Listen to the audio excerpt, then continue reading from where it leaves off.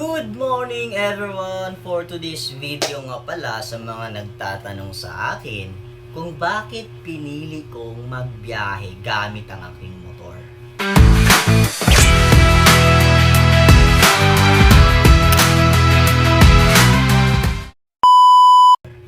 Guys, kung nagtatanong kayo kung anong pinasok ko, si Ride It lang naman dito sa Davao City.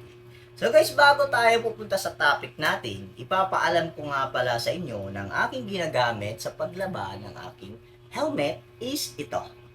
Helmet disinfecting, Kobe lang po. Ayan.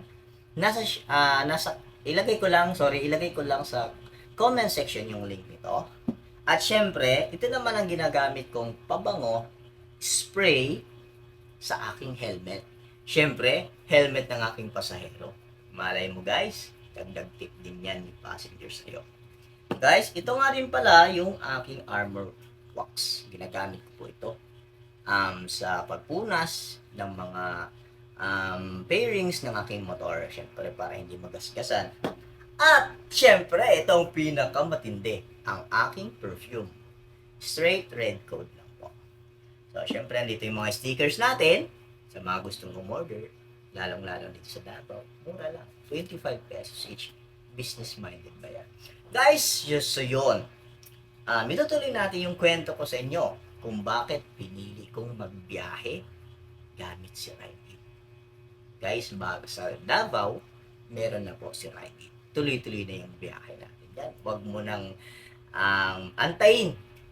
O di kaya, huwag mo nang sayangin yung time. I-download mo na si Ride It.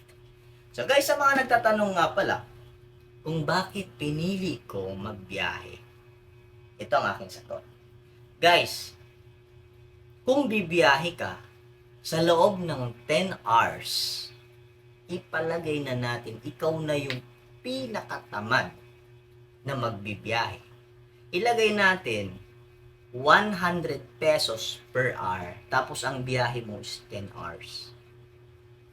100 times 10 hours, 100 times 10 hours, 1,000 pesos. Guys, 1,000 pesos po. So, yung 1,000 pesos per day mo na yun sa loob ng 10 hours, ita-times natin ng 30. 30 sa loob ng 1 month is kikita po kayo ng 30,000 pesos. Okay, pupunta tayo doon sa short line. Ibig sabihin, kung meron kang 10 hours, i-divide natin yung per hour na divide 3. Ibig sabihin, yung mga short line na yan, bumibigay na pamasahe is pasahero, di kaya, yung pumapasok sa booking natin is 50 pesos. 50 times 3 sa loob lang po ng 1 hour. 50 times 3 equals 150 pesos po ang makukuha mo per hour. Ngayon, ang biyahe mo is 10 hours lang po. 10 hours lang po. 150 times 10 times 10 is 1,500 pesos per 10 hours. Kaya ilagay natin per 1 day mo na is 1,500 pesos. Guys, 1,500 pesos, i-times natin yan ng 30 days. Okay? Times 30 days or in a 1 month is kikita po kayo ng 45,000 pesos per month. Okay? Paano na lang yung mga napapanood natin, nakikita natin, na kumikita sila ng 2,000 pesos a day? Ibig sabihin, bumibiyahe sila simula't umaga hanggang sa gabi. Okay?